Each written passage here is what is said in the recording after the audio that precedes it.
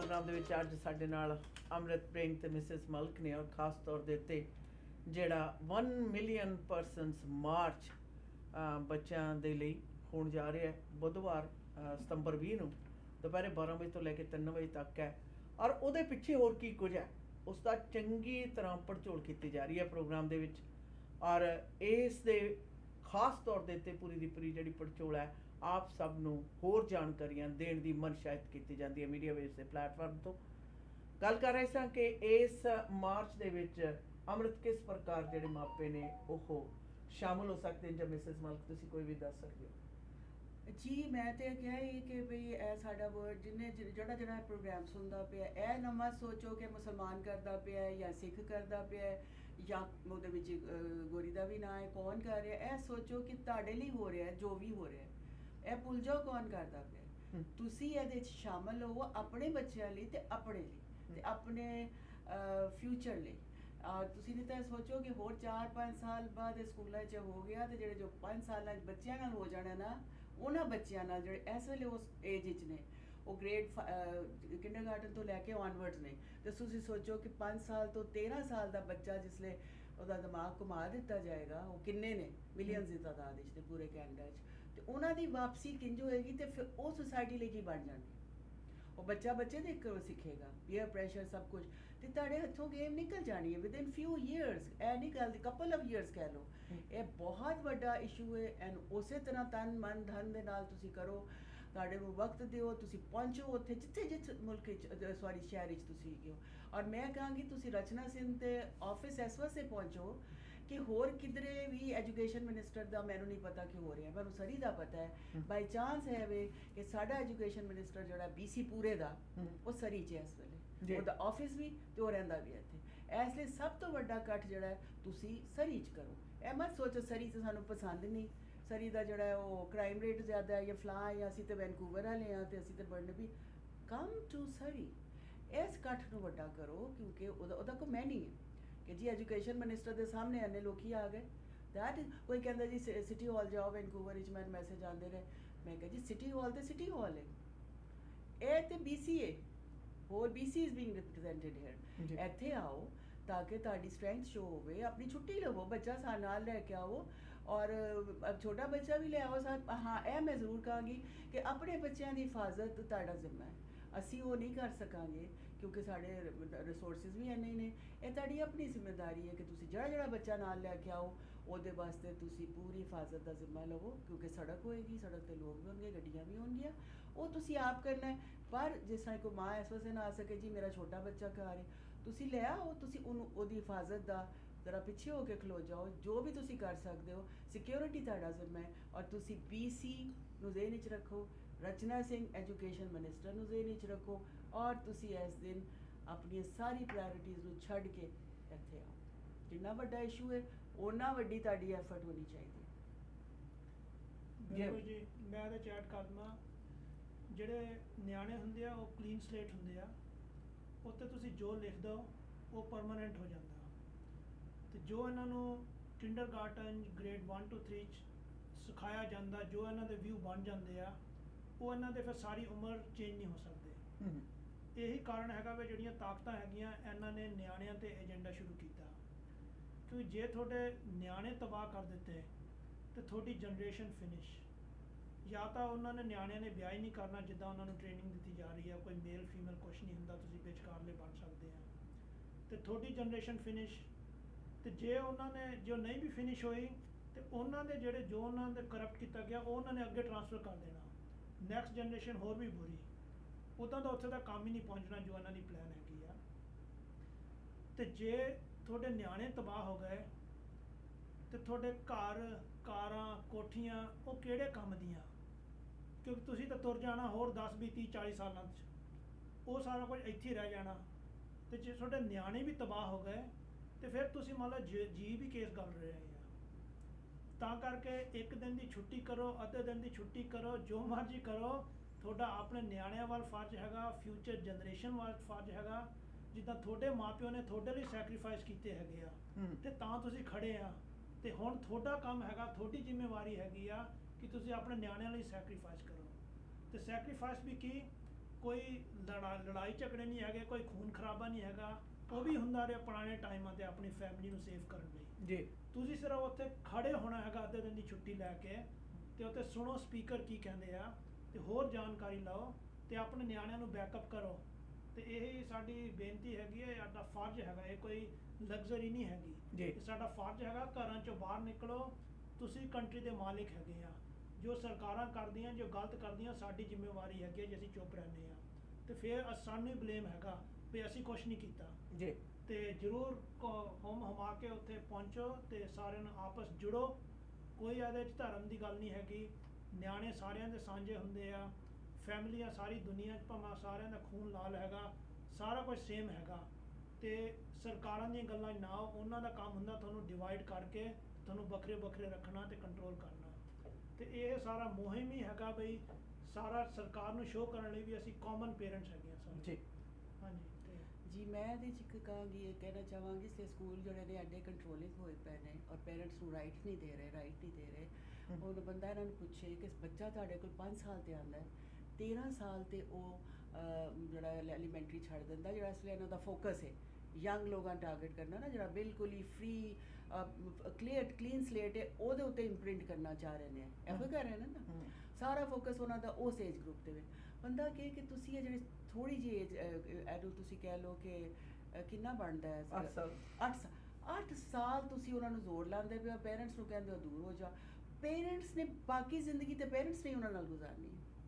ਮੈਂ ਇੱਕ ਐਗਜ਼ਾਮਪਲ ਦੇ ਸਕਦੀ ਹਾਂ ਇਸ ਵਿੱਚ। ਮੇਰੀ ਆਪਣੀ ਫੈਮਿਲੀ ਦੀ ਐਗਜ਼ਾਮਪਲ ਹੈ। ਮੇਰੇ ਹਸਬੈਂਡ ਦੀ ਭਰਾ ਦੀ ਬੇਟੀ, ਸਕੇ ਭਰਾ ਦੀ ਬੇਟੀ, ਔਰ ਉਹਦੇ ਨਾਲ ਇਹ ਹੋ ਚੁੱਕਿਆ ਕਿ ਉਹਦੀ ਬੇਟੀ ਦਾ ਸਰਜਰੀ ਉਹ ਘਰ ਚੋਂ ਛੱਡ ਕੇ ਚਲੀ ਗਈ ਔਰ ਉਹਨੇ ਸਰਜਰੀ ਕਰਾ ਲਈ, ਔਰ ਸਰਜਰੀ ਤੋਂ ਬਾਅਦ ਉਹ ਲੜਕਾ ਬਣ ਗਈ ਹੈ। ਔਰ ਉਸ ਤੋਂ ਬਾਅਦ ਜਿਹੜਾ ਇੰਪੈਕਟ ਉਹਦੀ ਫੈਮਿਲੀ 'ਤੇ ਹੋਇਆ ਹੈ, ਮੈਂ ਤੁਹਾਨੂੰ ਦੱਸ ਨਹੀਂ ਸਕਦੀ। ਉਹ ਡਾਕਟਰ ਹੈ, ਉਹ ਮੈਂ ਆਪਣੀ ਫੈਮਿਲੀ ਦੀ ਮਿਸਾਲ ਦੇ ਰਹੀ ਹਾਂ, ਹਾਲਾਂਕਿ ਮੈਨੂੰ ਕਮ ਅਜ਼ ਕਮ ਇਹ ਨਹੀਂ ਕਹਿਣਾ ਚਾਹੀਦਾ about myself, telling about myself, but ਜੇ ਉਹ ਫਾਇਦਾ ਹੁੰਦਾ ਤੇ I am letting you know ਕਿ ਉਸ ਤੋਂ ਬਾਅਦ ਉਹ mentally being a doctor herself, ਉਹ ਮੈਂਟਲੀ ਸਿਕ ਹੈ। She is into, I don't know what kind of illness she's going through, maybe depression, whatever. She lived with it for ਮੈਂ ਉਹਨੂੰ ਥੋੜੀ ਦੇਰ ਲਈ ਆਪਣੇ ਕੋਲ ਆਈ ਵੀ ਇਸ ਵੇਲੇ to recover her from that trauma which she gone through. ਉਹਨੇ ਛੋਟੀ ਬੇਟੀ ਜਿਹੜਾ ਸਾਡੇ ਗੈਪ ਨਾਲ ਆਈ ਸੀ, ਉਹ 9 ਸਾਲ ਦੀ ਹੈ, ਉਹਨੇ ਉਹਨੂੰ ਪਾਕਿਸਤਾਨ ਭੇਜ ਦਿੱਤਾ ਬਾਪ ਨਾਲ ਕਿ ਇਹਦੇ ਤੇ ਇਫੈਕਟ ਨਾ ਹੋਵੇ। ਬੇਟਾ ਤੇ ਮਾਂ ਟੋਰਾਂਟੋ ਰਹਿ ਗਏ, ਉਹ ਲੜਕੀ ਛੱਡ ਕੇ ਚਲੀ ਗਈ। ਸੋ ਫੈਮਿਲੀ 3 ਸਪਲਿਟ ਹੋ ਗਈ। 3 ਸਪਲਿਟ ਹੋਣ ਦੇ ਨਾਲ ਉੱਥੇ ਉਹਨਾਂ ਦੇ ਐਕਸਟੈਂਡਡ ਕਜ਼ਨਸ ਵੀ ਨੇ। ਉਹਨਾਂ ਟੋਰਾਂਟੋ ਵਿੱਚ ਹੀ ਉਹਨਾਂ ਦੇ ਉੱਤੇ ਕੀ ਇੰਪੈਕਟ ਪਿਆ, ਮੇਰੇ ਤੇ ਕੀ ਇੰਪੈਕਟ ਪਿਆ, ਠੀਕ ਹੈ।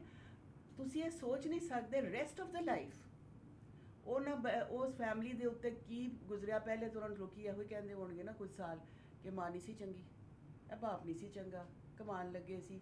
ਉਹਨਾਂ ਨੇ ਐਸੇ ਹੋਣਾ, ਉਹਨਾਂ ਨੂੰ ਨਹੀਂ ਪਤਾ ਸਕੂਲ ਕੀ ਕਰਦਾ ਪਿਆ, ਕਿਉਂਕਿ ਇਹੋ ਜਿਹੇ ਬੱਚੇ ਨੂੰ ਟ੍ਰੇਸ ਆਊਟ ਕਰ ਲੈਂਦੇ ਨੇ ਜਿਹੜਾ ਥੋੜ੍ਹਾ ਜਿਹਾ ਸਲੋ ਹੋਵੇ ਜਾਂ ਥੋੜ੍ਹਾ ਜਿਹਾ ਆਈਸੋਲੇਟਡ। ਹਰ ਬੱਚਾ ਤਾਂ ਨਹੀਂ ਹੁੰਦਾ ਉਸ ਲਈ ਸ਼ਾਰਪ, ਉਹਨੂੰ ਫੜ ਲੈਂਦੇ ਨੇ ਉਹਦੇ ਤੋਂ। ਅੱਛਾ, ਉਹ ਫਿਰ ਉਹ ਜਿਹੜੀ ਸਰਜਰੀ ਕਰਾਈ ਹੈ ਉਹਨੇ ਅਪਰ ਬਾਡੀ ਸਰਜਰੀ ਕਰਾਈ ਜਿਸ ਲਈ। ਹੁਣ ਉਹਦੇ ਬਾਅਦ ਤੁਸੀਂ ਸੋਚੋ ਕਿ ਉਹਦੀ ਫੰਡਿੰਗ ਕੌਣ ਕਰਦਾ ਹੈ? ਵੱਡੇ ਵੱਡੇ ਬੈਂਕਸ, ਠੀਕ ਹੈ, TD ਬੈਂਕ, ਫਲਾਨਾ ਬੈਂਕ, ਵੱਡੀਆਂ ਆਰਗੇਨਾਈਜੇਸ਼ਨ। ਉਹਨਾਂ ਨੂੰ ਹੈਲਥ ਕੇਅਰ ਸਿਸਟਮ ਤੇ ਠੀਕ ਕਰਨ ਦਾ ਕੋਈ ਪਤਾ ਨਹੀਂ, ਜਿੱਥੇ ਸਾਰੇ ਸਫਰ ਕਰ ਰਹੇ ਆ। ਉਹਨਾਂ ਨੂੰ ਇਹਨਾਂ ਬੱਚਿਆਂ ਦੀ ਸਰਜਰੀ ਤੇ ਉਹਨਾਂ ਨੂੰ ਜ਼ਿਆਦਾ ਪੈਸਾ ਯਾਦ ਆਇਆ ਹੋਇਆ ਦੇਣਾ। ਪਹਿਲੇ ਤਾਂ ਉਹਨਾਂ ਕੋਲ ਪੈਸਾ ਆਇਆ ਕਿਉਂ ਇੰਨਾ ਜ਼ਿਆਦਾ, ਬੈਂਕ ਸਾਨੂੰ ਲੁੱਟਦੇ ਕਿਉਂ ਪਏ ਨੇ। ਉਸ ਤੋਂ ਬਾਅਦ ਉਹ ਪੈਸਾ ਯੂਜ਼ ਕਿੱਥੇ ਕਰ ਰਹੇ ਨੇ? ਸਾਡੇ ਖਿਲਾਫ, ਠੀਕ ਹੈ। ਤੇ ਇੱਕ ਹੋਰ ਹੈ ਮੇਰਾ ਫਰੈਂਡਸ ਨੇ, ਉਹਨਾਂ ਦੇ ਬੱਚੇ ਨੇ ਅੱਜ ਤੋਂ 10 ਸਾਲ ਪਹਿਲੇ ਉਹ ਲੜਕੀ ਲੜਕਾ ਬਣ ਗਈ, ਔਰ ਉਹ ਹੁਣ ਇਸ ਵੇਲੇ ਡਾਇਲਿਸਿਸ ਤੇ ਵੀ ਬੱਚਾ, ਸਟੀਰੋਇਡਸ ਇੰਨਾ ਦਿੰਦੇ ਨੇ, ਇੰਨਾ ਕੁਝ ਪਿਊਬਰਟੀ ਬਲੋਕਰਸ ਦਿੰਦੇ ਨੇ, ਪਤਾ ਨਹੀਂ ਉਹਨਾਂ ਨਾਲ ਕੀ ਟ੍ਰੀਟਮੈਂਟ ਕਰਦੇ ਨੇ ਕਿ ਉਹ ਬੱਚੇ ਜਿਹੜੇ ਨੇ ਉਸ ਤੋਂ ਬਾਅਦ ਦੇ ਆਰ ਐਕਿਊਟਲੀ ਇਲ, ਔਰ ਉਸ ਵੇਲੇ ਉਹਨਾਂ ਨੂੰ ਕੋਈ ਗਾਈਡੈਂਸ ਨਹੀਂ ਮਿਲਦੀ। ਸ਼ੁਰੂ 'ਚ ਉਹਨਾਂ ਨੂੰ ਅਲਿਓਰ ਕਰਦੇ ਨੇ, ਤੁਸੀਂ ਬਣ ਜਾਓ ਜੋ ਤੁਸੀਂ ਬਣਨਾ ਚਾਹੁੰਦੇ ਸੀ, ਯੋਰ ਚੋਇਸ ਦਿਸ ਐਂਡ ਦੈਟ। ਜਿਸ ਲਈ ਉਹ ਹੋ ਜਾਂਦੇ ਨੇ ਤੇ ਜਿਹੜੇ ਉਹਨਾਂ ਦੀ ਕੰਪਲਿਕੇਸ਼ਨਸ ਨੇ ਵਿਚ are too many, way more that you can even think of, ਉਹਨਾਂ ਦੇ ਬਾਅਦ ਉਹਨਾਂ ਨੂੰ ਚੰਡੀ, they are not taken care of that afterwards। ਔਰ ਬਾਅਦ ਵਿੱਚ ਬੜੀਆਂ ਵੀਡੀਓਜ਼ ਨੇ ਉਹ ਪਛਤਾ ਰਹੇ ਨੇ ਕਿ ਅਸੀਂ ਇਹ ਕਿਉਂ ਕੀਤਾ, ਸਾਨੂੰ ਐਵੇਂ ਹੀ ਲੱਗਾ ਕਿ ਅਸੀਂ ਇਹ ਕਰ ਲਈਏ, adventure and they did it and they are suffering from that। ਤੇ ਇਹ ਬਾਅਦ ਵਿੱਚੋਂ ਜਿਹੜੀ ਇਹ ਸਫਰਿੰਗ ਫੈਮਿਲੀ ਨੇ, ਜਿੱਥੋਂ ਮੈਂ ਗੱਲ ਸ਼ੁਰੂ ਕੀਤੀ ਹੈ, ਉਹ ਤੇ ਫੈਮਿਲੀ ਨੇ ਦੇਖਣੀ ਹੈ। ਜੀ। ਗਵਰਨਮੈਂਟ ਨੇ ਤੇ ਉੱਥੇ ਫਿਰ ਕੁਝ ਵੀ 8 ਸਾਲਾਂ 'ਚ ਤੁਸੀਂ ਉਹ ਪੂਰੇ ਟੱਬਰ ਦਾ ਬੇੜਾ ਗਰਕ ਕਰ ਰਹੇ ਹੋ ਔਰ ਬਾਅਦ ਵਿੱਚ ਉਹਨਾਂ ਨੂੰ ਸਪੋਰਟ ਵੀ ਨਹੀਂ ਕਰਨੀ। ਇਹਦੇ ਨਾਲ ਸੁਸਾਈਡ ਰੇਟ ਬਹੁਤ ਵੱਧ ਗਏ ਜੀ ਜੀ ਜਿਹੜੇ ਉਹਨੇ ਸਰਜਰੀ ਕਰਾਈ ਹੈ ਜਦੋਂ ਮਗਰੋਂ ਪਛਤਾਵਾ ਹੁੰਦਾ ਕਿਉਂਕਿ ਬਾਡੀ ਕੁਛ ਹੋਰ ਕਹਿੰਦੀ ਆ ਉੱਤੋਂ ਉਹਨਾਂ ਨੇ ਕੁਛ ਹੋਰ ਕਰ ਲਿਆ ਤੇ ਉਹ ਕਿਸੇ ਪਾਸੇ ਤੇ ਵੀ ਨਹੀਂ ਰਹਿੰਦੇ। ਤੇ ਇਹ $1 ਬਿਲੀਅਨ ਇੰਡਸਟਰੀ ਬਣ ਚੁੱਕੀ ਆ। BC ਚਿਲਡਰਨ ਹਸਪੀਟਲ 'ਚ ਸਰਜਰੀਆਂ ਹੁੰਦੀਆਂ, ਹੋਰ ਪ੍ਰਾਈਵੇਟ ਕਲੀਨਿਕ ਹੈਗੇ ਆ ਤੇ ਗਵਰਨਮੈਂਟ ਫੰਡਡ ਹੈਗੀ ਆ ਤੇ 12 ਸਾਲ ਤੋਂ ਉੱਤੇ ਨਿਆਣਾ ਆਪਣੀ ਮਰਜ਼ੀ ਕਰ ਸਕਦਾ ਹੈਗਾ। ਇਹ ਗਵਰਨਮੈਂਟ ਨੇ ਰੂਲ ਪਾਸ ਕੀਤਾ ਹੈਗਾ, ਫੈਡਰਲ ਗਵਰਨਮੈਂਟ ਨੇ। ਸੁਖ ਧਾਲੀਵਾਲ, ਰਣਜੀਤ ਸਰਾਜ ਸਾਰੇ ਨੇ ਸਟੈਂਪ ਲਾਈ ਆ। ਜੇ 12 ਸਾਲ ਦਾ ਨਿਆਣਾ ਕੈਦ ਵੀ ਆ ਕੇ ਘਰੇ ਮੈਂ ਸਰਜਰੀ ਕਰਾਉਣੀ ਆ, ਘਰੇ ਕਹਿਣ ਦੀ ਲੋੜ ਹੀ ਨਹੀਂ, ਉਹ ਸਿਰਫ ਸਕੂਲੇ ਕਹੂਗੇ ਤੇ ਉਹ ਉਹਨਾਂ ਦੀ ਸਰਜਰੀ ਫੜ ਕੇ ਕਰ ਸਕਦੇ ਆ। ਤੇ ਜੇ ਮਾਂ ਪਿਓ ਬੋਲੂਗੇ ਜੇਲ੍ਹ ਤੇ ਫਾਈਨ, ਤੇ ਕਈਆਂ ਵਾਲੇ ਦਾ ਹੋ ਵੀ ਚੁੱਕਿਆ। 12 ਸਾਲ ਹਾਂਜੀ 12 ਸਾਲ ਲੋਰ ਮਤਲਬ 12 ਉਹ ਸਾਲ ਸ਼ਾਦੀ ਨਹੀਂ ਕਰ ਮਤਲਬ ਕਰ ਸਕਦਾ, ਉਹਦੀ ਏਜ ਨੂੰ ਜੋ ਮਰਜ਼ੀ ਕਰੋ ਇਹ ਕਰ ਸਕਦਾ ਹੈ। ਸਾਰਾ ਆਪਣਾ ਲਿੰਗ ਪਲਿੰਗ ਦੇ ਵਿੱਚ ਤਬਦੀਲੀ ਕਰ ਸਕਦਾ। ਯੈਸ। ਇੱਕ ਮੈਂ ਹੋਰ ਗੱਲ, ਕਿਉਂਕਿ ਮੇਰੇ ਜਾਣ ਦਾ ਵਕਤ ਹੋ ਗਿਆ, ਮੈਂ ਜਿਹੜਾ ਉਹਨਾਂ ਦਾ ਏਜੰਡਾ ਹੈ ਮੈਂ ਉਹ ਥੋੜੇ ਜਿਹੇ ਲਿਖ ਕੇ ਲਿਆਈ ਹਾਂ ਕਿ ਜਿਹੜਾ ਏਜੰਡਾ ਹੈ ਔਰ ਜਿਹੜਾ ਕਿ ਅਮਰਤ ਜੀ ਉਹਦੇ ਵਾਸਤੇ ਫਾਈਟ ਕਰ ਰਹੇ ਨੇ, ਆਰਸਨ ਫਾਇਰ ਡਿਸਟਰੋਇੰਗ ਸਿਟੀਜ਼। ਫਾਇਰਸ ਐਵੇਂ ਨਹੀਂ ਹੋ ਰਹੀਆਂ, ਫਲੱਡਸ ਵੀ ਐਵੇਂ ਨਹੀਂ ਆ ਰਹੇ, ਸਭ ਕੁਝ ਕਰਾਇਆ ਜਾ ਰਿਹਾ ਹੈ ਕਿਉਂਕਿ ਕਲਾਈਮੇਟ ਫਿਰ ਉਹਨੂੰ ਕਲਾਈਮੇਟ ਦੇ ਨਾਂ ਤੇ ਪਾਇਆ ਜਾ ਰਿਹਾ ਹੈ। ਇਹ ਅਗਰ ਇੱਕ ਹੋਰ ਸਾਡੇ ਨਾਲ ਧੋਖਾ ਹੋ ਰਿਹਾ ਹੈ ਕਿ ਕਲਾਈਮੇਟ ਚੇਂਜ ਹੈ, ਕਰਦੇ ਖੁਦ ਪੈ ਨੇ, ਅੱਗਾਂ ਵੀ ਲਾ ਰਹੇ ਨੇ, ਫਲੱਡਸ ਵੀ ਭੇਜ ਰਹੇ ਨੇ, ਅਰਥਕੁਏਕ ਵੀ ਭੇਜ ਰਹੇ ਨੇ। ਉਹਨਾਂ ਕੋਲ ਸਾਰੀ ਟੈਕਨੋਲੋਜੀ, ਇੱਕ ਟੈਕਨੋਲੋਜੀ ਕਿ ਇੱਕ ਟੈਕਨੋਲੋਜੀ ਦਾ ਨਾਂ ਹੈ ਜਿਹਦੇ ਨਾਲ ਸਾਰਾ ਕੁਝ ਹੁੰਦਾ ਹੈ। ਫਿਰ ਇਲੈਕਟ੍ਰਿਕ ਕਾਰਸ ਬਣ ਰਹੀਆਂ ਨੇ, ਫਿਰ ਵੈਕਸੀਨੇਸ਼ਨ ਇਹਨਾਂ ਨੇ ਕੀਤੀ ਹੈ ਔਰ ਅੱਗੋਂ ਵੀ ਜਿਹੜੀ ਹੈ ਵੈਕਸੀਨੇਸ਼ਨ। ਮੇਰੇ ਬੜੀ ਨੋਨ ਪਰਸਨ ਹੈ ਇੱਥੇ ਸਰੀ ਦੀ ਰੇਡੀਓ ਐਂਕਰ, ਉਹਨਾਂ ਨੇ ਕਿਹਾ ਕਿ ਬਈ ਮੇਰੀ ਬੇਟੀ ਇੱਥੇ ਆਈ 4 ਸਾਲ ਉੱਥੋਂ ਐਡਮਿੰਟਨ ਤੋਂ, ਤੇ ਉਸ ਤੋਂ ਬਾਅਦ ਇੱਥੇ ਆ ਕੇ ਤੇ ਉਹਨਾਂ ਨੇ ਉਹਨੂੰ ਸਰਵਾਈਕਲ ਕੈਂਸਰ ਦਾ ਇੰਜੈਕਸ਼ਨ ਲਾ ਦਿੱਤਾ, ਵੈਕਸੀਨੇਸ਼ਨ। ਉਹ ਹੁਣ ਵਾਪਸ ਚਲੀ ਗਈ। ਆਈ ਮੀਨ ਵਾਈ ਦਿਸ ਇਜ਼ ਹੈਪਨਿੰਗ। ਉਸ ਤੋਂ ਬਾਅਦ ਬਾਇਓਮੈਟ੍ਰਿਕ ਚਿਪ ਇਨ ਯੋਰ ਆਰਮ, ਫੁੱਲ ਕੰਟਰੋਲ, ਤੁਸੀਂ ਕਿੱਥੇ ਹੈਗੇ ਹੋ ਕਿੱਥੇ ਨਹੀਂ ਹੈਗੇ, ਠੀਕ ਹੈ। ਉਸ ਤੋਂ ਬਾਅਦ ਕੈਸ਼ਲੈਸ ਆਇਡੈਂਟੀਟੀ ਸੋਸ਼ਲ ਸਿਸਟਮ, ਤੁਹਾਡੇ ਕੋਲ ਕੈਸ਼ ਹੀ ਨਹੀਂ ਹੋ ਸਕਦਾ, ਸਾਰਾ ਕੁਝ ਜਿਹੜਾ ਹੈ ਉਹ ਤੁਹਾਡਾ ਆਨਲਾਈਨ ਕਰੰਸੀ ਜਿਹੜੀ ਹੈ ਜਿਹੜੀ ਚੱਲੀ ਹੋਈ ਹੈ, ਉਹਦਾ ਕੀ ਨਾਂ ਹੈ ਅੱਜ ਕੱਲ੍ਹ, ਡਿਜੀਟਲ ਕਰੰਸੀ। ਕਿਉਂ ਭਾਈ ਅਸੀਂ ਨਵੀਆਂ ਚੀਜ਼ਾਂ ਦੇ ਤਜਰਬੇ ਨਹੀਂ ਕਰਨਾ ਚਾਹੁੰਦੇ ਕਿਉਂਕਿ ਤੁਸੀਂ ਸਾਰੇ ਤਜਰਬੇ ਕਰਕੇ ਫੇਲ ਹੋਏ ਹੋ, ਤੁਸੀਂ ਪਾਸ ਹੀ ਕੋਈ ਨਹੀਂ ਹੋਏ। ਵੈਪਨ ਆਫ ਮੈਸ ਡਿਸਟਰਕਸ਼ਨ ਸਭ ਤੋਂ ਵੱਡਾ ਤੁਹਾਡਾ ਫੇਲੀਅਰ ਸੀ, 9/11 ਤੁਹਾਡਾ ਫੇਲੀਅਰ ਸੀ। ਉਸ ਤੋਂ ਬਾਅਦ ਆਰਟੀਫਿਸ਼ੀਅਲ ਇੰਟੈਲੀਜੈਂਸ ਕੰਪਿਊਟਿੰਗ, ਤੁਸੀਂ ਆਪੇ ਹੀ ਉਹਦੇ ਸਵਾਲ ਬਣਾ ਲੈਣੇ ਨੇ, ਆਪੇ ਹੀ ਉਹਦੇ ਜਵਾਬ ਦੇ ਦੇਣੇ ਨੇ, ਸਾਨੂੰ ਤੁਸੀਂ ਸੋਚਣ ਦਾ ਮੌਕਾ ਹੀ ਨਹੀਂ ਦੇਣਾ, ਸਾਡਾ ਮੈਂਟਲ ਕੰਟਰੋਲ ਆ ਜਾਣਾ। ਫਿਰ 15 ਮਿੰਟਸ ਪ੍ਰਿਜ਼ਨ ਬਲੌਕ ਹੈ, ਉਹ ਕੀ ਹੈ ਕਿ ਤੁਸੀਂ ਉਹ ਸ਼ਹਿਰ ਦੇ ਵਿੱਚ ਕਰ ਦੇਣਾ ਕਿ ਤੁਸੀਂ ਇਸ 15 ਮਿੰਟ ਦੇ ਅੰਦਰ ਅੰਦਰ ਤੁਸੀਂ ਰਹਿ ਸਕਦੇ ਜੀ। ਉੱਥੋਂ ਬਾਹਰ ਜਾਣਾ ਹੈ ਤੇ ਤੁਹਾਡਾ ਜਿਹੜਾ ਬਾਇਓਮੈਟ੍ਰਿਕ ਚਿਪ ਹੈ ਉਹ ਦੱਸੇਗਾ ਕਿ ਇੱਥੇ ਗਏ ਨੇ ਤੇ ਕਿਉਂ ਗਏ ਨੇ, ਉਹਨਾਂ ਨੂੰ ਪਤਾ ਵੀ ਹੋਏਗਾ ਕੌਣ ਕਿੱਥੇ ਗਿਆ ਹੈ ਜੀ। ਤਾਂ ਤੁਹਾਡੀ ਮੂਵਮੈਂਟ ਡਿਸਟ੍ਰਿਕਟ ਜਿਹੜਾ ਕਿ ਕੋਵਿਡ ਵਿੱਚ ਤੁਹਾਨੂੰ ਉਹਨਾਂ ਨੇ ਸੋਸ਼ਲੀ ਜਿਹਨੂੰ ਕਹਿੰਦੇ ਨੇ ਨਾ ਆਈਸੋਲੇਟ ਕੀਤਾ, ਤੁਸੀਂ ਇਹ ਲੀਸ਼ ਕਰ ਦਿੱਤਾ ਤੁਹਾਨੂੰ। ਉਹ ਫਿਜ਼ੀਕਲ ਲੀਸ਼ ਨਹੀਂ ਚਾਹੀਦੀ ਪਰ ਇਹ ਲੀਸ਼ ਹੈਗੀ ਹੈ। ਕੋਵਿਡ ਵਿੱਚ ਅਸੀਂ ਆਪਣੇ ਮਿਲਣ ਵਾਲੇ, ਮੇਰਾ ਬੇਟਾ ਆਂਦਾ ਸੀ ਬਾਹਰ, ਕਹੇ ਮਾਮਾ ਆਪ ਕੈਸੀ ਹੈ, ਦੂਰੋਂ ਮਿਲ ਰਹੇ ਆ, ਕਿਉਂ ਅੱਗੇ ਕਦੀ ਬਿਮਾਰੀਆਂ ਨਹੀਂ ਆਈਆਂ। ਤੁਸੀਂ ਔਰ 2.5 ਸਾਲ ਤੁਸੀਂ ਸਾਡੇ ਨਾਲ 3 ਸਾਲ ਖੇਡਦੇ ਰਹੇ ਤੇ ਅਸੀਂ ਉੱਲੂ ਬਣੇ ਰਹੇ ਤੇ ਅਸੀਂ ਹੁਣ ਵੀ ਬਣਨ ਨੂੰ ਤਿਆਰ ਬੈਠੇ ਹੋਏ ਹਾਂ। ਮੇਰਾ ਇਹੋ ਹੀ ਮੈਸੇਜ ਹੈ ਤੇ ਮੈਂ ਹੁਣ ਜਾਣਾ ਚਾਹਾਂਗੀ, ਮੈਂ ਸਕੂਲ ਦੀ ਸੁਪਰਵਿਜ਼ਨ ਏਡ ਕਰਨੀ ਆ ਤੇ ਮੇਰਾ ਖਿਆਲ ਹੈ ਮੈਂ ਜੋ ਕਹਿਣਾ ਚਾਹੁੰਦੀ ਸਾਂ ਮੈਨੂੰ ਤੁਸੀਂ ਮੌਕਾ ਦੇ ਦਿੱਤਾ, ਉਹ ਮੈਂ ਕਹਿ ਵੀ ਦਿੱਤਾ, ਕੁਝ ਰਹਿ ਗਿਆ ਤੇ ਫਿਰ ਸਹੀ। Thank you so much Mrs Malik, thank you. Okay ji, thank you so much.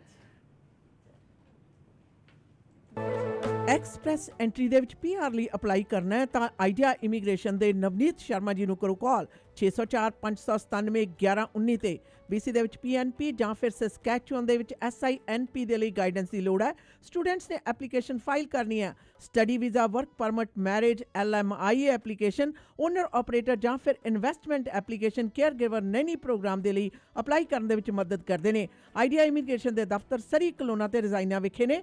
ਸਰੀ ਦਾ ਦਫ਼ਤਰ ਯਾਰਕ ਸੈਂਟਰ ਵਿਖੇ unit number 2097928 state 604-597-1119। Idea immigration. Immigration ਦੇ ਮਾਮਲੇ ਦੇ ਵਿੱਚ ਸਹੀ ਸਲਾਹ ਤੁਹਾਡੇ ਹਿੱਤ ਦੇ ਵਿੱਚ ਫੈਸਲੇ ਕਰਵਾਉਂਦੀ ਹੈ, ਜਿਸ ਲਈ new world Canada immigration services ਦੇ ਬਲਵਿੰਦਰ ਜੀਤ ਬਾਸੀ ਨੂੰ ਕਰੋ ਕਾਲ 604 572 4000। ਇਹ ਸਰਟੀਫਾਈਡ ਕੈਨੇਡੀਅਨ ਇਮੀਗ੍ਰੇਸ਼ਨ ਕੰਸਲਟੈਂਟ ਤੇ ICCRC ਦੇ ਮੈਂਬਰ ਨੇ ਔਰ 2011 ਤੋਂ ਸੇਵਾਵਾਂ ਦੇ ਰਹੇ ਹਨ। ਇਮੀਗ੍ਰੇਸ਼ਨ ਦੇ ਹਰ ਮਸਲੇ ਦੇ ਲਈ ਕਰੋ ਕਾਲ 604 575 8000, ਯੂਨੋ ਨੰਬਰ 403 83 18 120 ਸਟਰੀਟ ਸਰੀ, ਜਾਂ ਵਿਜ਼ਿਟ ਕਰੋ www.newworldcanada.ca।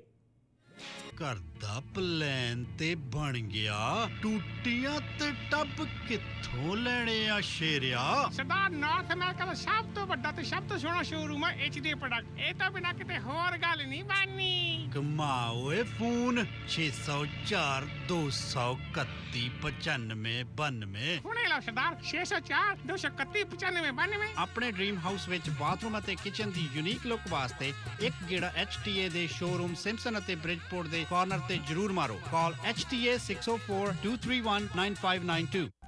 ਕੱਕਾ ਖੱਕਾ ਗੱਗਾ ਖੱਗਾ ਘਰ। ਪਾਪਾ ਆਪਾਂ ਘਰ ਕਦੋਂ ਲਵਾਂਗੇ?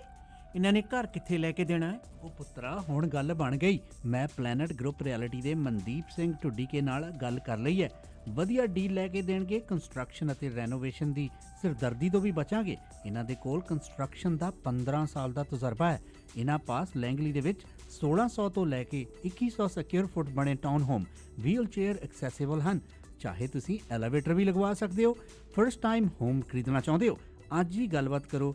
ਰੀਅਲ ਸਟੇਟ ਦੇ ਵਿੱਚ ਬੈਸਟ ਡੀਲ ਲੈਣ ਵਾਸਤੇ ਮਨਦੀਪ ਸਿੰਘ ਢੁੱਡੀਕੇ 604 716 8570 604 716 8570। बिरयानी गोट कढ़ाई निहारी चिकन कढ़ाई बाबा की बीफ कबाब कढ़ाई। ਕਿਹੜਾ ਖਾਣ ਪੀਣ ਦਾ ਮੰਤਰ ਪੜ ਰਹੀ ਹੈ?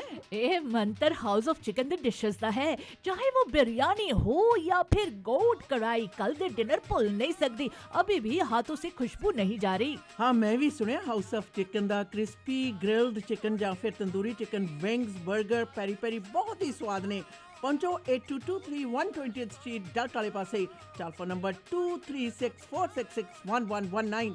ਇੱਕ ਵਾਰੀ ਹਾਊਸ ਆਫ ਚਿਕਨ ਦੀ ਬਿਰਿਆਨੀ ਖਾਓਗੇ, ਪਾਕਿਸਤਾਨ ਦੀ ਬਿਰਿਆਨੀ ਭੁੱਲ ਜਾਓਗੇ। House of chicken. House warming party ਤੇ ਸਾਰਿਆਂ ਦੇ ਨਿਗਾਹ ਘਰ ਦੇ ਬਲਾਈਂਡਸ ਵਾਲੀ ਸੀ। ਇਹਨਾਂ ਨੂੰ ਕੀ ਪਤਾ ਇਹ ਘਰ ਦੀ ਸਜਾਵਟ ਗ੍ਰੇਟ ਬਲਾਈਂਡਸ ਦਾ ਕਮਾਲ ਹੈ।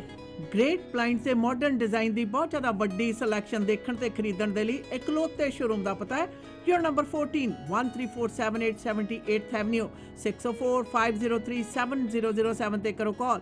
ਗ੍ਰੇਟ ਬਲਾਈਂਡਸ ਦੇ ਅਮਰੀਕਾ ਵਾਲੇ ਸ਼ੋਰੂਮ ਦਾ ਪਤਾ 3705 ਅਵਰਨ ਵੇ, ਅਵਰਨ, ਵਾਸ਼ਿੰਗਟਨ 2533217007 ਜਾਂ greatblindscanada.com ਤੇ ਕਰੋ ਵਿਜ਼ਿਟ। ਘਰ ਜਿੱਥੇ ਮਰਜ਼ੀ ਲੋ, ਪਰਦਾ ਗ੍ਰੇਟ ਬਲਾਈਂਡਸ ਤੋਂ ਹੀ ਲਵਾਓ। ਭਰੋਸੇਯੋਗ ਸੇਵਾਵਾਂ ਲਈ ਆਪਣੀ ਕਮਿਊਨਿਟੀ ਦੀ ਆਪਣੀ ਫਾਰਮੇਸੀ, ਫੈਮਿਲੀ ਕੇਅਰ ਫਾਰਮੇਸੀ। ਇੱਥੋਂ ਤੁਸੀਂ ਦਵਾਈਆਂ, vitamin, supplement, herbal medicine, Walker, wheelchair, breast pump ਦੇ ਨਾਲ ਮੈਕਸਿਮਮ ਕਵਰੇਜ ਹੀ ਨਹੀਂ ਬਲਕਿ ਫ੍ਰੀ ਡਿਲੀਵਰੀ ਤੇ ਬਲਿਸਟਰ ਪੈਕ ਵੀ ਦਿੰਦੇ ਨੇ। ਤੁਹਾਡੇ ਪਰਿਵਾਰ ਦੀਆਂ ਸਾਰੀਆਂ ਦਵਾਈਆਂ ਨਾਲ ਸੰਬੰਧਿਤ ਜ਼ਰੂਰਤਾਂ ਪੂਰੀਆਂ ਕਰਦੇ ਨੇ। ਸਵੇਰੇ 7 ਵਜੇ ਤੋਂ ਸ਼ਾਮ ਦੇ 8 ਵਜੇ ਤੱਕ ਆਪਣੀਆਂ ਤਿੰਨੋਂ ਲੋਕੇਸ਼ਨ ਤੇ 8925 Scott road Delta 604-599-0211 128 street and 96 avenue 604-581-1900 1539 Johnson road White Rock. Family care pharmacy. Meat ਦੀ ਵੈਰਾਈਟੀ ਹੋ ਸਕਦੀ ਹੈ, ਪਰ ਇੱਕ ਹੀ ਥਾਂ ਤੇ ਜਾਣਾ ਕੱਚਾ ਮੀਟ ਸ਼ਾਪ ਤੇ, ਜਿੱਥੋਂ ਕਿ ਫਰੈਸ਼ ਤੇ ਮੈਰੀਨੇਟਡ ਮੀਟ ਦੀ ਵੱਡੀ ਵੈਰਾਈਟੀ ਤੁਸੀਂ ਲੈ ਸਕਦੇ ਹੋ। ਵੈਜੀਟੇਰੀਅਨਸ ਲਈ ਵੈਜੀ, ਪਨੀਰ ਟਿੱਕਾ ਤੇ ਹੋਰ ਵੀ ਬੜੀਆਂ ਆਈਟਮਸ ਨੇ। ਕੱਚਾ ਮੀਟ ਸ਼ਾਪ ਦੀਆਂ 18 ਲੋਕੇਸ਼ਨਸ ਤੇ ਜਾਓ। ਪਾਰਟੀ ਤੁਹਾਡੀ ਆਪਣੇ ਘਰ ਦੇ ਵਿੱਚ ਹੈ ਜਾਂ ਫਿਰ ਵੀਕਐਂਡ ਪਾਰਟੀ ਹੈ, ਇਕੱਠ ਹੈ, ਹਰ ਤਰ੍ਹਾਂ ਦਾ ਮੀਟ ਖਰੀਦਣਾ ਚਾਹੋ 18 ਲੋਕੇਸ਼ਨਸ ਦੇ ਵਿੱਚ ਔਰ ਨੇੜੇ ਦੀ ਲੋਕੇਸ਼ਨ ਦਾ ਪਤਾ ਜਾਣਨ ਦੇ ਲਈ ਕੱਚਾ ਮੀਟ ਸ਼ਾਪ ਤੇ ਤੁਸੀਂ ਵਿਜ਼ਿਟ ਵੀ ਕਰ ਸਕਦੇ ਹੋ। ਕੱਚਾ ਮੀਟ ਸ਼ਾਪ। शुक्र है डायरेक्ट फर्नीचर नवी था ते खुल गया। ਹੁਣ तो पूरे घर ਦਾ ਫਰਨੀਚਰ ਮੈਂ ਡਾਇਰੈਕਟ ਫਰਨੀਚਰ ਤੋਂ ਲੈ ਕੇ ਆਉਣੀ ਆ। ਲੈ ਗੋਲੀ ਕਿਹਦੀ ਤੇ ਗਹਿਣੇ ਕਿਹਦੇ, ਤੁਸੀਂ ਵੀ ਹੋ ਜਾਓ ਚਿੰਤਾ ਮੁਕਤ, ਕਿਉਂਕਿ ਤੁਹਾਡਾ ਮਨਪਸੰਦ ਡਾਇਰੈਕਟ ਫਰਨੀਚਰ ਹੁਣ ਸਰੀ ਦੇ ਗੜ 12743 80th ਐਵਨਿਊ ਨਵੀਂ ਥਾਂ ਤੇ ਖੁੱਲ ਚੁੱਕਾ ਹੈ। ਡਾਇਰੈਕਟ ਫਰਨੀਚਰ ਬਾਰੇ ਹੋਰ ਜਾਣਕਾਰੀ ਲੈਣ ਦੇ ਲਈ ਮਿਸਟਰ ਔਰ ਮਿਸਿਸ ਸੂਰੀ ਨੂੰ ਕਰੋ ਕਾਲ 604-572-5553 ਡਾਇਰੈਕਟ ਫਰਨੀਚਰ। ਮੀਡੀਆ ਵੇਜ਼ ਦੇ ਪਲੇਟਫਾਰਮ ਤੋਂ ਜੀ ਪ੍ਰੋਗਰਾਮ ਦੇ ਵਿੱਚ ਅੱਜ ਸਾਡੇ ਨਾਲ ਅੰਮ੍ਰਿਤ ਬੈਰੰਗ ਹੋਰਾਂ ਦੇ ਨਾਲ ਹੁਣ ਸ਼ਾਮਲ ਹੋ ਰਹੇ ਨੇ ਪੈਮ ਰਾਏ, ਔਰ ਇਹਨਾਂ ਦਾ ਆਪਣਾ ਜਿਹੜਾ ਨਿੱਜੀ ਤਜਰਬਾ ਹੈ ਉਹ ਵੀ ਸਾਂਝਾ ਜ਼ਰੂਰ ਕਰਨਗੇ। ਖਾਸ ਤੌਰ ਦੇ ਉੱਤੇ ਅੱਜ ਦੇ ਪ੍ਰੋਗਰਾਮ ਦੇ ਜਾਣਕਾਰੀਆਂ 1 ਮਿਲੀਅਨ ਪਰਸਨ ਮਾਰਚ ਜਿਹੜਾ ਬੱਚਿਆਂ ਦੇ ਲਈ ਬੁੱਧਵਾਰ ਸਤੰਬਰ 20 ਨੂੰ ਹੋਣ ਜਾ ਰਿਹਾ 12 ਤੋਂ ਲੈ ਕੇ 3 ਦੇ ਦੌਰਾਨ, ਜਿਸ ਦੇ ਵਿੱਚ ਆਪ ਸਭ ਨੂੰ ਸੱਦਾ ਦਿੱਤਾ ਗਿਆ ਕਿ ਐਜੂਕੇਸ਼ਨ ਮਿਨਿਸਟਰ ਰਚਨਾ ਸਿੰਘ ਹੋਰਾਂ ਦੇ ਦਫ਼ਤਰ ਦੇ ਸਾਹਮਣੇ ਇਹ ਸਭੀ ਲੋਕ ਇਕੱਤਰਤ ਹੋ ਰਹੇ ਨੇ ਔਰ ਇਹਦੇ ਪਿੱਛੇ ਹੋਰ ਕੀ ਕੁਝ ਹੈ। ਪੈਮ ਜੀ ਐਨ, welcome. Well, thank you very much. My name is Paramjit Rai. I'm here today with Amrit Paji. Sorry, my Punjabi is not that good, so I will speak in English. I'll try to speak in Punjabi. My purpose here is to support all the parents and to make awareness to the public that you're not knowing what's happening in the schools. They are teaching youngsters as young as kindergarten and to grade 12. So they are teaching them SOGI, which is called Sexual Orientation Identity And Gender Identity.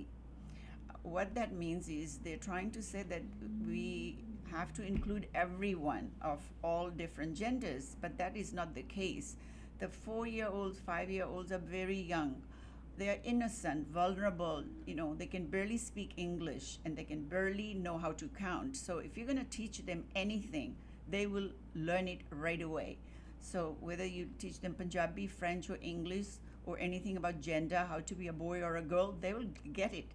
And then slowly they will want to be a boy or a girl. So they are teaching youngsters to be how they can change from a boy to a girl to a boy, and parents are not aware and they're asking the children to not to communicate to the parents. So there's secrecy, there's no transparency, there's no communication. If parents are asking, they're basically not answering those questions. So what this will do is, this is called sexualization of children, abuse. This is called corruption. This is called grooming. So these children are changing genders and not aware of the consequences when they're growing up. The surgeries are being done at age 12. If the parents do not agree with the surgery, they will get the surgery done, and the BC Health, the government, they're all supporting it, and they're going to give them puberty blockers, and they're going to give them lifetime medication. And imagine mutilating a body, cutting the parts and changing from a girl to a boy and from a boy to a girl. Those parts will never work. So there are only two genders. There's a female and a male. And how can you change it? So this is a false misrepresentation by the school boards, by the government, by the health department, by the MLAs. They're all in together. Their main agenda is to destroy families and the children. So if the parent has one child, imagine if that child is taken away. The life of a parent is finished. What will they do with their assets? So our request is, please, there's a march on 20th September, Wednesday. Please come down at 88th and King George. Participate, bring everyone, parents, children, grandparents, families. This is the only way we can eliminate SOGI. And if you're not going to be there, SOGI will be there to stay forever. So imagine your life will be nothing without children. Well, it's very simple, but still very complicated aspect. And I know people do have a different of opinion, and that should be respected. But you had your own experience being violent. Somebody was very, very violent towards you. Would you like to share that? Definitely. We were doing a peaceful protest with Amrit Paji in Aldergrove Fairgrounds. We were just distributing flyers and educating people what is happening in schools and how to be aware of and how to approach your teachers and the principal, and to be aware of what's teaching, whether it should be taught to the children, whether it needs to be done. So we were there peacefully, and I was heading out to meet Amrit Paji in the middle, but there was already escalation. Something happened, and one of our members was there, and I just met him and I said, "What are you doing?" He said, "I'm following this gentleman," and he said something. So anyway, I was right there with him. The transgender person basically turned around and spat in his face, on his mouth. I was shocked, and the our friend was very upset, and he said, you just assaulted a person, a gay person, and that person, the transgender person, said that you're gay. Why are you with these people? So then the fight started, and I was on the side making a video. He slapped my phone, smacked it out of my hand. My papers flew, and that's an assault. If he's gonna do that, he's gonna be so violent. That's called an assault. The police were around, but they did not come to where we were. So I felt very unsafe, and so I continued making a movie. And so then he went ahead. The same transgender person smacked someone else's phone. So while I was making a movie, the other person, who is a guy, was very upset. He was trying to go towards the transgender guy, and the transgender guy kept pushing towards me, and I didn't see it. They both fell on me. So both of them, basically 450 to 500 pounds. My leg was pinned under the body, and basically I was caught. And after a while, maybe a few minutes, my leg was pulled out and my leg was numb. So I saw the aggressiveness. He was like a raging bull. He was trying to punch everyone. I made a video, and the police has the video. The person who has changed from a man to a girl, I will definitely say the body doesn't change, the fury, the bones don't change. He was like a maniac. He was a raging bull. He was mad, aggressive. So imagine if these kids are in school and we have our kids who are normal, straight people, would they not be bullied? So all I'm trying to say is that nothing got done. The police were there. No reports were done. No one called me. They left the case. I pursued. I called 4 times to the Langley police. They did not call me back. I talked to the boss. I said to him, if you do not take responsibility, you do not, settle this, I will take this matter up. So he transferred the file to the Langley investigating team. They're still investigating, and I haven't heard a word. So all I'm going to say, these people are taking government's protection, police's protection, and they're always there, either trying to intimidate us, trying to provoke us, whether it's a pride people. They're always there. We are not saying anything. We have children there with signs. They're kicking out signs. The police is defending them. The government is there. So they've got this big support from the government, from the member of MLAs, the MPs, the police. So what's happening to us? Do you call it inclusion? You are inviting, you are introducing hate crime towards us. You are not trying to resolve problems. We all should be treated equally. Well, that's the aspect actually every politician should understand it, all the government should understand it. You don't solve the problem by the person who has been really downgraded for a long time. To pull them up, you have to degrade it or pull down the other party. It never works. Then you have to bring them up too.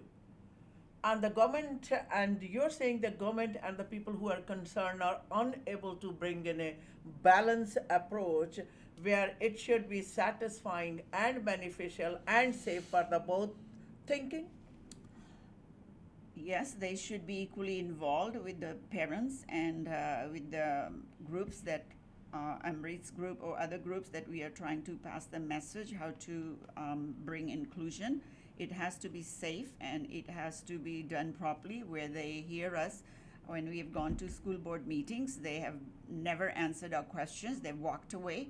And like yesterday, the meeting was cancelled. It was a group of school board members. ਤੁਸੀਂ ਕੱਲ੍ਹ ਵਾਲੀ meeting ਬਾਰੇ ਮੈਂ ਤੁਹਾਨੂੰ ਪੁੱਛਣਾ ਚਾਹੁੰਦੀ ਹਾਂ ਖਾਸ ਤੌਰ ਦੇ ਉੱਤੇ ਮੈਂ ਤੁਹਾਨੂੰ ਪੰਜਾਬੀ 'ਚ ਸਵਾਲ ਕਰ ਰਹੀ ਹਾਂ ਤੁਸੀਂ ਅੰਗਰੇਜ਼ੀ 'ਚ ਜਵਾਬ ਦੇ ਸਕਦੇ ਹੋ ਕੱਲ੍ਹ ਵਾਲੀ ਮੀਟਿੰਗ ਬੜੀ ਅਜੀਬ ਲੱਗਦੀ ਹੈ ਮੈਨੂੰ ਕਿਉਂਕਿ ਖਾਸ ਤੌਰ 'ਤੇ ਅੰਮ੍ਰਿਤ ਨੇ ਕਿਹਾ ਵੀ ਪਿਛਲੀਆਂ 2 ਮੀਟਿੰਗਸ ਦੇ ਵਿੱਚ ਵੀ ਇਸ ਤਰ੍ਹਾਂ ਦੀ ਕਾਰਗੁਜ਼ਾਰੀ ਹੋਈ ਹੈ ਔਰ ਕੱਲ੍ਹ ਵਾਲੀ ਮੀਟਿੰਗ ਕੋਵਿਡ ਤਾਂ ਹੈ ਨਹੀਂਗਾ ਅੱਛਾ ਸੋ ਇਸ ਕਰਕੇ ਉਹਨਾਂ ਦਾ ਇਸ ਤਰੀਕੇ ਦੇ ਨਾਲ ਵਿਜ਼ੂਅਲੀ ਆਉਣਾ ਉਹਦੇ ਬਾਰੇ ਦੱਸੋ ਇਹ ਪਹਿਲੀ ਵਾਰੀ ਨਹੀਂ ਹੋਇਆ ਕਈ ਟਾਈਮ ਹੋਇਆ ਇੱਦਾਂ ਜਦੋਂ ਵੀ ਆਪਾਂ ਉੱਥੇ ਜਾਂਦੇ ਸੀ ਜਦੋਂ ਵੀ ਕੁਐਸਚਨ ਪੁੱਛਦੇ ਸੀ ਪੇਰੈਂਟਸ ਉਹਨੇ ਜਵਾਬ ਨਹੀਂ ਦਿੱਤਾ ਉਹ ਤੁਰ ਕੇ ਚਲੇ ਗਏ ਇਹੋ ਲਾਸਟ ਜਿਹੜੀ ਕੱਲ ਮੀਟਿੰਗ ਹੋਣੀ ਸੀ ਉਹ ਮੀਟਿੰਗ ਲਾਸਟ ਮਿੰਟ ਇਹਨੇ ਦੱਸਿਆ ਕਿ ਉਹ ਕੈਂਸਲ ਹੋ ਗਈ ਜੇ ਕੋਈ ਬਿਮਾਰ ਹੁੰਦਾ ਉਹ ਕਿਤੇ ਵੀ ਮੀਟਿੰਗ ਤਾਂ ਫਿਰ ਵੀ ਹੋਣੀ ਆ, ਇੱਕ ਬੰਦਾ ਮਿਸਿੰਗ ਹੋਊਗਾ। ਜਿਹੜੀ ਵਿਰਚੁਅਲ ਮੀਟਿੰਗ ਕੱਲ ਹੋਈ ਸੀ ਉਹਦੇ ਵਿੱਚ ਕਿੰਨੇ ਬੰਦੇ ਸੀ, ਉਹ ਬੈਠੇ ਸੀ, ਸੋ ਉਹ ਕਿਉਂ ਨਹੀਂ ਆ ਸਕੇ? ਇੱਕ ਬੰਦਾ ਨਹੀਂ ਆਉਣਾ ਸੀ, ਫਾਈਨ, ਉਹ ਬਿਮਾਰ ਸੀ, ਸੋ ਇਨੀ ਜਾਣ ਕੇ ਇਨੀ ਕੈਂਸਲ ਕੀਤਾ ਕਿ ਕਿਉਂਕਿ ਇਹੋ ਪਹਿਲੀ ਮੀਟਿੰਗ ਸੀਗੀ ਆਫਟਰ ਸਕੂਲ ਹੌਲੀਡੇਜ਼, ਪਹਿਲੀ ਮੀਟਿੰਗ ਸੀ। ਹੁਣ ਸਕੂਲ ਦੇ ਖੁੱਲ੍ਹਣ ਤੋਂ ਬਾਅਦ ਹਾਂ ਪਹਿਲੀ ਮੀਟਿੰਗ ਸੀ, ਉਹ ਹੀ ਨਹੀਂ ਕੈਂਸਲ ਕਰ ਦਿੱਤੀ। ਹੁਣ ਮਾਰਚ ਹੋਣਾ ਪਤਾ ਨਹੀਂ ਉਸ ਕਰਕੇ ਹੁਣ ਇੱਕ ਮੀਟਿੰਗ ਅਕਤੂਬਰ 'ਚ ਹੋ ਗਈ। ਸੋ ਇਹਨਾਂ ਦਾ ਫਰਜ਼ ਬਣਦਾ ਸੀ ਉਹ ਮੀਟਿੰਗ ਜ਼ਰੂਰ ਹੋਣੀ ਚਾਹੀਦੀ ਸੀ। ਕਿਉਂ ਇਹੋ ਸਾਡੇ ਨਾਲ ਇੱਦਾਂ ਕਰਦੇ ਆ? ਕਿਉਂਕਿ ਇਹਦਾ ਇਹੀ ਮਤਲਬ ਆ ਉਹਨਾਂ ਦੀ ਜਿਹੜੀ ਰਿਸਪੌਂਸਿਬਿਲਿਟੀ ਆ, ਉਹ ਚਾਹੁੰਦੇ ਨੇ ਕਿ ਪੇਰੈਂਟਸ ਨੂੰ ਹੈਲਪ ਕਰਨ ਨਿਆਣਿਆਂ ਨੂੰ। ਸੋ ਕਿਉਂ ਖੜੇ ਆ ਉਸ ਪੋਜੀਸ਼ਨ ਵਿੱਚ? ਉਹਨਾਂ ਨੂੰ ਉਹ ਪੋਜੀਸ਼ਨ ਉਹਨਾਂ ਨੂੰ ਉਹ ਸੂਟ ਨਹੀਂ ਕਰਦੀ ਆ। They should step down. Those are not helping us. We do not want them because they are not helping us. We don't feel safe. Our children are not safe. ਹੋਰ parents ਤਾਂ ਕੰਮ ਤੇ ਚਲੇ ਜਾਂਦੇ ਆ, ਸੋ ਸੇਫਟੀ ਕਿੱਥੇ ਆ? ਜੇ ਸਕੂਲ ਬੋਰਡ ਨਹੀਂ ਸਾਡੀ ਸੁਣਦਾ ਆ, ਪੁਲਿਸ ਨਹੀਂ ਸੁਣਦੀ ਆ, ਸੋ there is no safety. ਗੱਲ ਜਿੱਥੇ ਸੁਰੱਖਿਆ ਦੀ ਆਉਂਦੀ ਹੈ ਜੀ ਆਸ਼ਨਾ ਜੀ, ਤੇ ਉੱਥੇ ਤਾਂ ਖਾਸ ਤੌਰ ਦੇ ਉੱਤੇ ਜ਼ਿਆਦਾ ਵਸੋਂ ਸਕੂਲਾਂ ਦੇ ਵਿੱਚ ਗਿਣਤੀ ਜ਼ਿਆਦਾ, ਪੋਰਟੇਬਲਸ ਦੀ ਬਹੁਤਾਂਤ। ਪਹਿਲਾਂ ਹੀ ਸਕੂਲਾਂ ਦੇ ਵਿੱਚ ਜਿਹੜੇ ਕਿ ਕੈਨੇਡੀਅਨ ਸਿਸਟਮ ਦੇ ਮੁਤਾਬਕ ਜਿਸ ਤਰ੍ਹਾਂ ਦਾ ਵਿਧੀ ਵਿਧਾਨਤ ਹੋਣਾ ਚਾਹੀਦਾ, ਉਹਦੇ 'ਚ ਬਹੁਤ ਜ਼ਿਆਦਾ ਵੱਡੀ ਕਮੀ ਹੈ।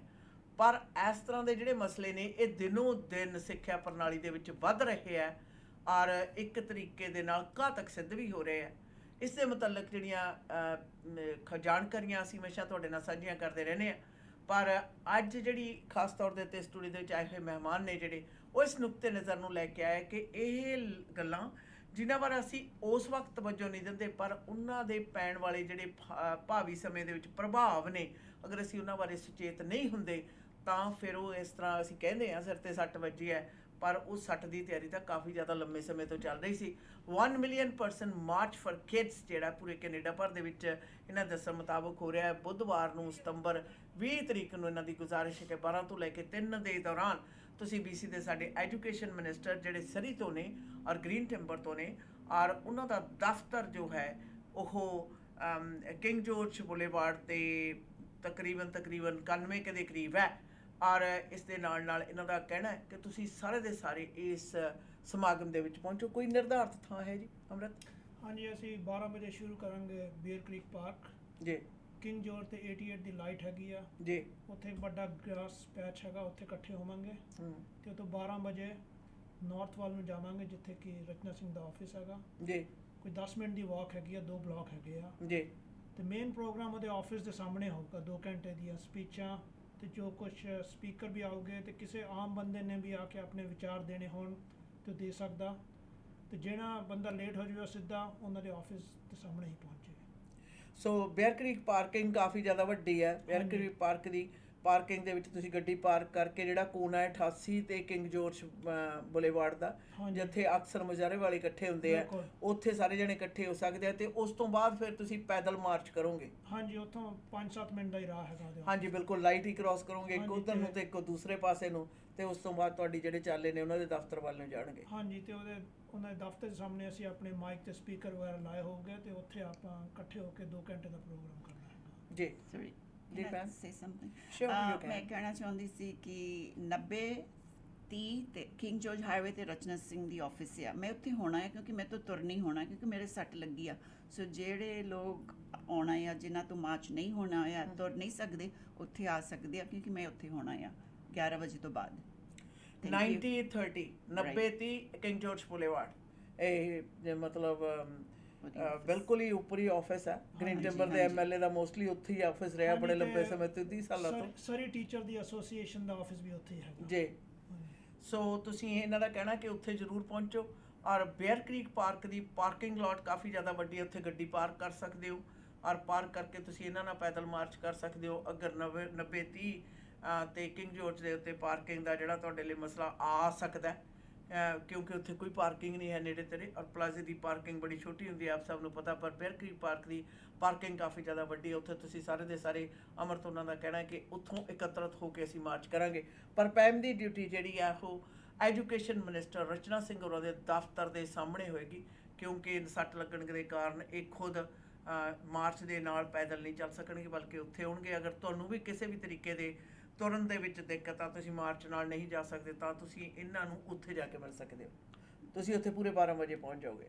11:30 में 11 बजे होना है, पर मे बी 11:34 डेफिनेटली उत्थे होना है जी। सो सारे आयो, पेरेंट्स, बच्चे सारे आयो, क्योंकि यही टाइम है, this is the only time we can take सोजी out and forever. Amrit, ਹੁਣ ਤੱਕ ਤੁਸੀਂ ਕਾਫੀ ਲੰਮੇ ਸਮੇਂ ਤੋਂ ਇਸ ਨੁਕਤੇ ਨਜ਼ਰ ਦੇ ਉੱਤੇ ਮਤਲਬ ਕੰਮ ਕਰ ਰਹੇ ਹੋ। ਹੁਣ ਤੱਕ ਸੋਝੀ ਦੇ ਮੁਤਲਕ ਆਮ ਲੋਕਾਂ ਵੱਲੋਂ, ਆਮ ਪਰਿਵਾਰਾਂ ਵੱਲੋਂ ਕਿਸ ਤਰ੍ਹਾਂ ਦਾ ਤੁਹਾਨੂੰ ਹੁੰਗਾਰਾ ਮਿਲਿਆ? ਸ਼ੁਰੂ 'ਚ ਤਾਂ ਲੋਕ ਇਹ ਕਹਿੰਦੇ ਸੀ ਬਈ ਤੁਸੀਂ ਇਹੋ ਜਿਹੀਆਂ ਗੱਲਾਂ ਕਿਉਂ ਕਰਦੇ ਆ, ਕਿਉਂਕਿ ਇਹ LGBT ਕਮਿਊਨਿਟੀ ਦੇ ਹੱਕਾਂ ਲਈ ਹੈਗਾ, ਉਹਨਾਂ ਦੇ ਪੁਰਾਣੇ ਜ਼ਮਾਨੇ 'ਚ ਬਹੁਤ ਅਤਿਆਚਾਰ ਹੋਇਆ ਸੀਗਾ। ਪਰ ਜਦੋਂ ਤੁਸੀਂ ਡਿਸਕਸ਼ਨ ਹੋਰ ਕਰੋ ਤੇ ਹੌਲੀ ਹੌਲੀ ਲੋਕਾਂ ਨੂੰ ਪਤਾ ਲੱਗਣ ਲੱਗ ਪਿਆ ਹੈਗਾ, ਜਿਵੇਂ ਹੈਗਾ ਕਿਸੇ ਦੇ ਮੋਢੇ ਤੇ ਰੱਖ ਕੇ ਬੰਦੂਕ ਚਲਾਈ ਜਾਂਦੀ ਆ, ਇੱਦਾਂ ਹੀ LGBT ਕਮਿਊਨਿਟੀ ਨੂੰ ਵਰਤਿਆ ਜਾ ਰਿਹਾ ਹੈਗਾ। ਉਹਨਾਂ ਦੇ ਮੋਢੇ ਤੇ ਰੱਖ ਕੇ ਉਹੋ ਜਿਹੀਆਂ ਪਾਲਿਸੀਆਂ ਲਿਆਈਆਂ ਜਾ ਰਹੀਆਂ ਜਿਹੜਾ ਫੈਮਿਲੀ ਨੂੰ ਤਬਾਹ ਕਰ ਦੇਵੇ। ਤੇ ਇਹ ਏਜੰਡਾ LGBTQ ਉਹਨੇ ਨਹੀਂ ਕੀਤਾ ਹੈਗਾ, ਇਹ ਉਹਨਾਂ ਦੇ ਨਾਂ ਤੇ ਜਿਹੜੀਆਂ ਵੱਡੀਆਂ ਤਾਕਤਾਂ ਨੇ ਕੀਤਾ ਹੈਗਾ। ਉਹਨਾਂ ਦਾ ਨਾਂ ਤਾਂ ਅੱਗੇ ਰੱਖਿਆ ਜਾਂਦਾ, ਉਹਨਾਂ ਡਿਬੇਟ ਸ਼ਟ ਡਾਊਨ ਹੋ ਜਾਵੇ, ਬਈ ਲੋਕ ਕੁਝ ਕਹਿ ਨਹੀਂ ਸਕਣ, ਉਹ ਤੁਸੀਂ ਚਾਹੁੰਦੇ ਨਹੀਂ ਉਹਨਾਂ ਤੋਂ ਇਨਕਲੂਡ ਕਰੋ, ਤੇ ਡਿਬੇਟ ਹੀ ਸ਼ਟ ਡਾਊਨ ਹੋ ਜਾਵੇ। ਤੇ ਜਿੰਨੇ ਵੱਡੀਆਂ ਤਾਕਤਾਂ ਗੱਲ ਕਰਨ ਤੋਂ ਲੋਕੀ ਝਿਜਕਣ ਨਹੀਂ, ਬਲਕਿ ਡਰਨ ਲੱਗ ਜਾਣ, ਡਰ ਹੀ ਲੱਗ ਜਾਣ ਬਈ ਤੁਸੀਂ ਉਹਨਾਂ ਨੂੰ ਹੇਟ ਕਰਦੇ ਆ।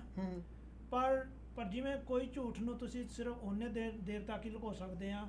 ਹੌਲੀ ਹੌਲੀ ਜਦੋਂ ਲੋਕਾਂ ਨੇ ਗੱਲਾਂ ਸ਼ੁਰੂ ਕੀਤੀਆਂ ਵੀ ਸਾਡੇ ਨਿਆਣਿਆਂ ਨਾਲ ਇਹ ਹੋਇਆ ਸਕੂਲੇ, ਉਹਨੂੰ ਡਰੈਗ ਕੁਈਨ ਦਿਖਾਇਆ ਗਿਆ, ਉਹਨਾਂ ਨੂੰ ਕਿਹਾ ਗਿਆ ਬਈ ਤੁਸੀਂ ਆਪਣਾ ਪ੍ਰੋਨਾਊਨ ਚੇਂਜ ਕਰ ਸਕਦੇ ਆ, ਤੇ ਤੁਸੀਂ ਘਰੇ ਨਾ ਦੱਸਿਓ। ਤੇ ਅੱਜ ਕੱਲ੍ਹ ਜਿਵੇਂ ਹੁਣ ਸਕੂਲ ਡਿਸਟ੍ਰਿਕਟ ਸ਼ੁਰੂ ਹੋਇਆ, ਕਈ ਨਿਆਣਿਆਂ ਨੇ ਸਾਡੇ ਕਈ ਪੇਰੈਂਟ ਨੇ WhatsApp ਗਰੁੱਪ 'ਤੇ ਪਾਇਆ, ਉਹਨਾਂ ਨੂੰ ਸ਼ੀਟ ਦਿੱਤੀ ਗਈ ਆ ਫਸਟ ਡੇ, ਉੱਤੇ ਲਿਖਿਆ what are your pronouns, what pronouns you want to use at home and what at school, do you want us to use your school pronouns at home। ਇਹ ਪ੍ਰਿੰਟਡ ਸ਼ੀਟ ਹੈਗੀ, ਜਿਹੜਾ ਮਰਜ਼ੀ ਦੇਖ ਸਕਦਾ। ਤੇ ਇਹ ਮਤਲਬ ਇੱਥੇ ਤੱਕ ਕੰਮ ਵੱਧ ਗਿਆ, ਲੋਕਾਂ ਨੂੰ ਹੌਲੀ ਹੌਲੀ ਪਤਾ ਲੱਗਣ ਲੱਗ ਪਿਆ, ਰਾਈਟ, ਤੁਸੀਂ ਝੂਠ ਨੂੰ ਲੁਕਾਉਣਾ ਔਖਾ, ਥੋੜੇ ਦੇਰ ਲਈ ਲੁਕੋ ਸਕਦੇ ਆ। ਤੇ ਇੱਕ ਵਾਰ ਜਦੋਂ ਡਿਸਕਸ਼ਨ ਸ਼ੁਰੂ ਹੋ ਗਿਆ, ਸਾਰੇ ਲੋਕੀ ਆਪਣੇ ਐਕਸਪੀਰੀਅੰਸਿਸ ਸ਼ੇਅਰ ਕਰਦੇ ਆ, ਤੇ ਫਿਰ ਦੁੱਧ ਤੇ ਦੁੱਧ ਦਾ ਪਾਣੀ ਤੇ ਪਾਣੀ ਹੋ ਜਾਂਦਾ। ਤੇ ਉਹ ਇਸ ਵੇਲੇ ਹੋ ਰਿਹਾ ਹੈਗਾ। ਇਹਨਾਂ ਦੀ ਇੱਕ ਇਹ ਵੀ ਤਰੀਕਾ ਸੀ ਵੀ ਵੱਖਰੀਆਂ ਕਮਿਊਨਿਟੀ ਨੂੰ ਡਿਵਾਈਡ ਕਰਕੇ ਰੱਖੋ, ਤੁਸੀਂ ਤਾਂ ਮੁਸਲਿਮ ਆ, ਤੁਸੀਂ ਇਹ ਆ। ਉਹ ਵੀ ਇਹਨਾਂ ਦਾ ਜਿਵੇਂ ਜਿਹੜੇ ਬੰਨ ਸੀਗੇ ਉਹ ਟੁੱਟ ਰਹੇ ਆ ਹੁਣ, ਕਿਉਂਕਿ ਲੋਕਾਂ ਨੂੰ ਦੁਖੀ ਇੰਨੇ ਹੋ ਗਏ ਆ ਕਿ ਉਹ ਸਾਰਾ ਕੁਝ ਭੁੱਲ ਕੇ ਇਕੱਠੇ ਹੋ ਰਹੇ ਆ ਹੁਣ। ਜੀ ਜੀ। ਤੇ ਥੈਂਕ ਯੂ ਟੂ ਗਵਰਨਮੈਂਟ ਸਾਨੂੰ ਯੂਨਾਈਟ ਕਰਨ ਲਈ, ਤੇ ਸੱਚਾਈ ਸਾਹਮਣੇ ਆ ਰਹੀ ਆ, ਸੱਚ ਨੂੰ ਪ੍ਰਮਾਣ ਕੀ, ਤੇ ਦੈਟਸ ਵੇਅਰ ਵੀ ਆਰ। ਤੇ ਇਸ ਵੇਲੇ ਇਹਦਾ ਚੰਗਾ ਮੋਮੈਂਟਮ ਬਣ ਰਿਹਾ ਹੈਗਾ। ਸਿੱਖ, ਕ੍ਰਿਸਚੀਅਨ, ਹਿੰਦੂ ਤੇ ਹਰ ਧਰਮ, ਕਿਉਂਕਿ ਨਿਆਣੇ ਸਾਰਿਆਂ ਦੇ ਹੈਗੇ, ਹਰ ਧਰਮ ਹੀ ਕਹਿੰਦਾ ਨਿਆਣਿਆਂ ਨੂੰ ਗਾਰਡ ਕਰੋ। ਜੀ। ਮਤਲਬ ਜਾਨਵਰ ਵੀ ਆਪਣੇ ਮਰ ਜਾਂਦੇ ਆ, ਆਪਣੇ ਨਿਆਣਿਆਂ ਨੂੰ ਆਂਚ ਨਹੀਂ ਆਉਣ ਦਿੰਦੇ। ਅਸੀਂ ਤਾਂ ਬੰਦੇ ਹੈਗੇ ਆ ਜੀ, ਤੇ ਇਹ ਸਾਨੂੰ ਸੋਚਣਾ ਚਾਹੀਦਾ ਹੈ। ਸ਼ੁਕਰੀਆ ਅਮਰਤ, ਪ੍ਰੋਗਰਾਮ ਦੇ ਵਿੱਚ ਆਉਣ ਲਈ। ਭੈਣ ਤੁਹਾਡਾ ਵੀ ਬਹੁਤ ਬਹੁਤ ਧੰਨਵਾਦ। Thank you so much. Thank you ਜੀ। ਯਾਦ ਰਹੇ ਕਿ ਇਹ ਜਿਹੜਾ 1 ਮਿਲੀਅਨ ਪਰਸਨ ਮਾਰਚ ਹੈ ਫॉर ਕਿਡਸ, ਬੁੱਧਵਾਰ ਸਤੰਬਰ 20 ਨੂੰ ਦੁਪਹਿਰੇ 12 ਵਜੇ ਤੋਂ ਲੈ ਕੇ 3 ਵਜੇ ਦੇ ਦੌਰਾਨ ਸਾਡੇ ਐਜੂਕੇਸ਼ਨ ਮਿਨਿਸਟਰ ਰਚਨਾ ਸਿੰਘ ਹੋਰਾਂ ਦੇ ਦਫ਼ਤਰ ਦੇ ਸਾਹਮਣੇ ਇਹ ਮੁਜ਼ਾਹਰਾ ਕੀਤਾ ਜਾਏਗਾ। ਪ੍ਰੋਗਰਾਮ ਵਿੱਚ ਤੁਹਾਡਾ ਸਾਰਿਆਂ ਦਾ ਸ਼ਾਮਲ ਹੋਣ ਦਾ ਧੰਨਵਾਦ, ਤੇ ਸਮਾਂ ਸਾਂਝਾ ਕਰਨ ਲਈ ਤੁਹਾਡਾ ਸਾਰਿਆਂ ਦਾ ਵੀ ਧੰਨਵਾਦ।